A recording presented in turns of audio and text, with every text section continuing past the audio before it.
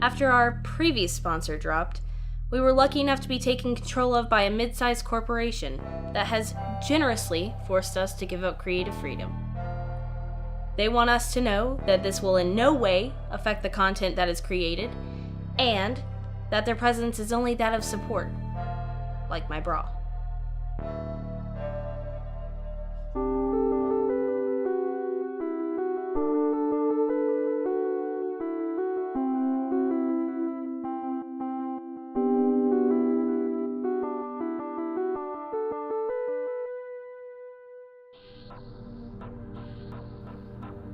Dude, it's so hot in here.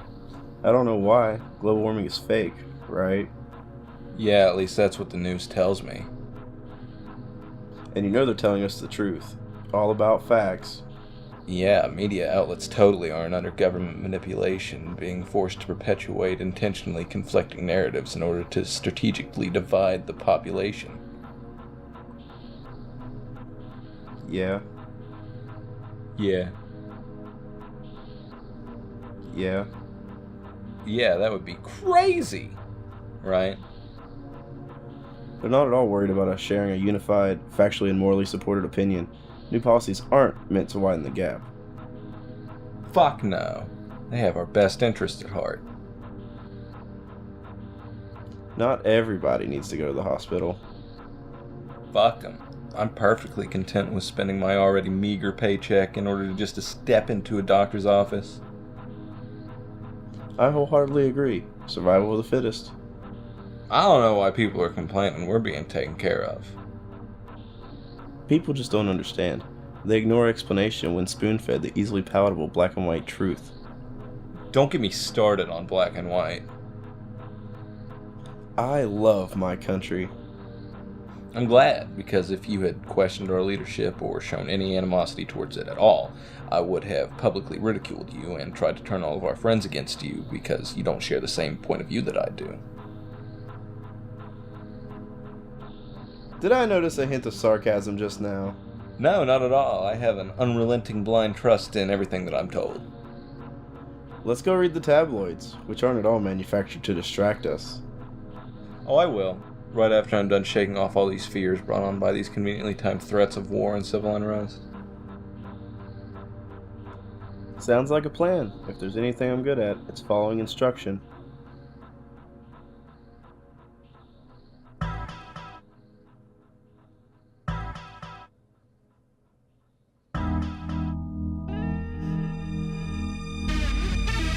Capitalism's ugly, so my job is to make it beautiful. Spent my whole life in this shart hole of a town, so I use my art to make it a little better.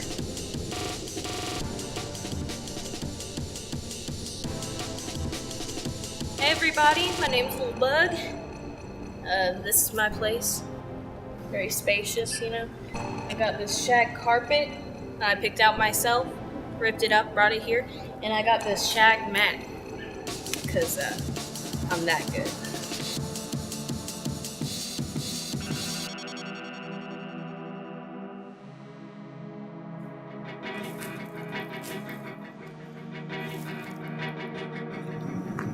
That's the time I had to explode a pigeon with one of my homemade pipe bombs so that I could eat. It's a pretty thick pigeon. I ate for like 5 days. My pad is pretty sweet. You know, I've been working on it for years, got a little bit of furniture here and there. I brought this tire in, and people kept breaking in, and homeless people were shitting in it. But it used to be really nice. Decorative.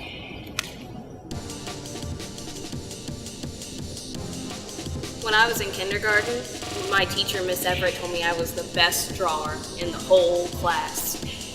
So I had to drop out, because I had to tap into my potential and some sweet honeys. I've been perfecting the art of graffiti since I was old enough to huff paint.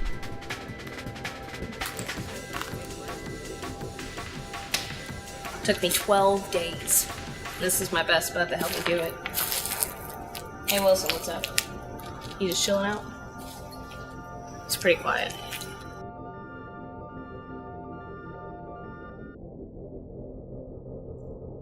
I get inspired by my surroundings. I see a boring-ass wall and I'm like, oh yeah, that definitely needs a dick on it. I did this one to scale.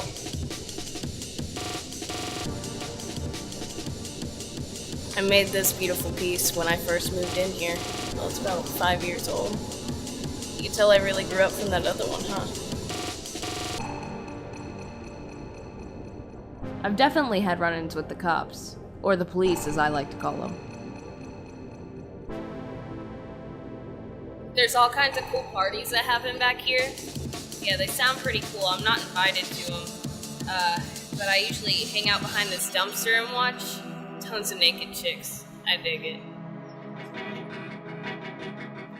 Last time I watched one of these parties go down, I was tagging the dumpster I was spying from behind, and the police came to bust it. And by that I mean bust a nut!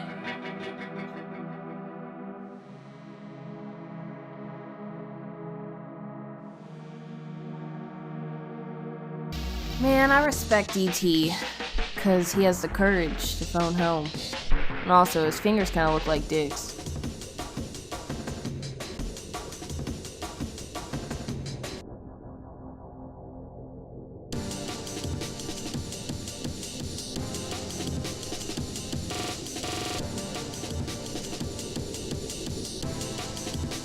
I chose the yellow spray paint because it's kind of like having a little Calvin everywhere you go to piss on shit.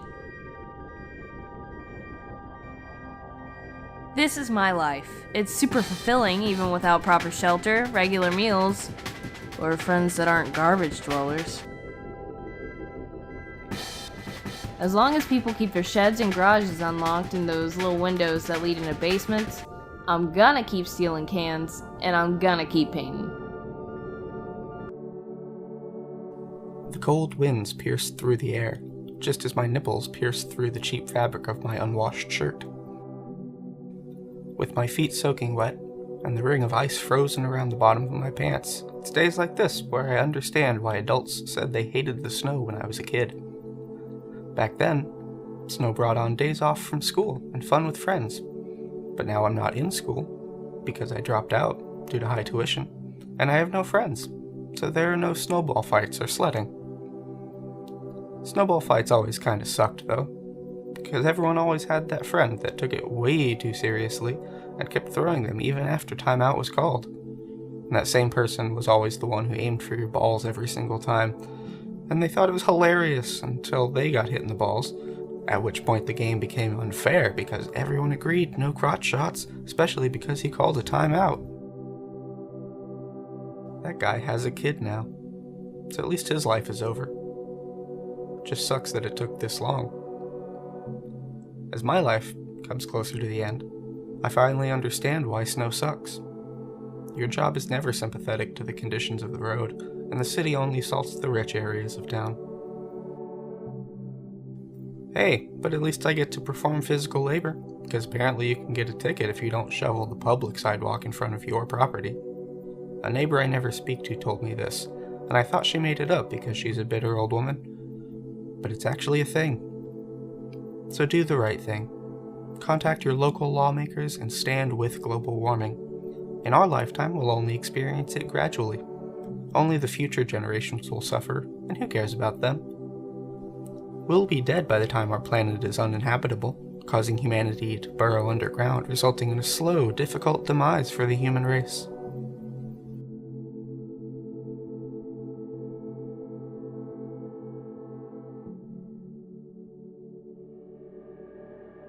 Coming soon to a convoluted URL. From my crappy apartment self-publishing, it's Cooking Without Food by Joe Gert. Hello, friends.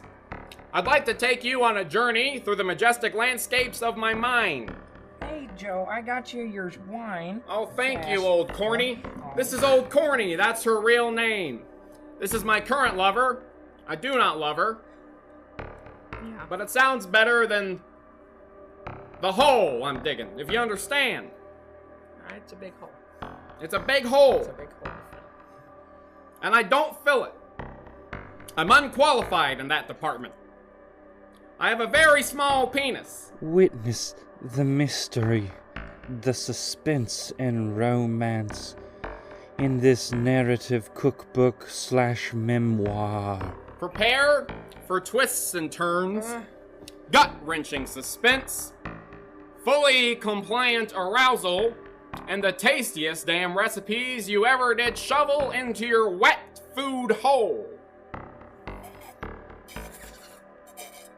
This surely is the book to end all books, for the act of publishing will cease to exist after this hits none of the bookshelves. It is truly an honor and a privilege that I am allowing you to read my very intimate thoughts. Now, let me read yours.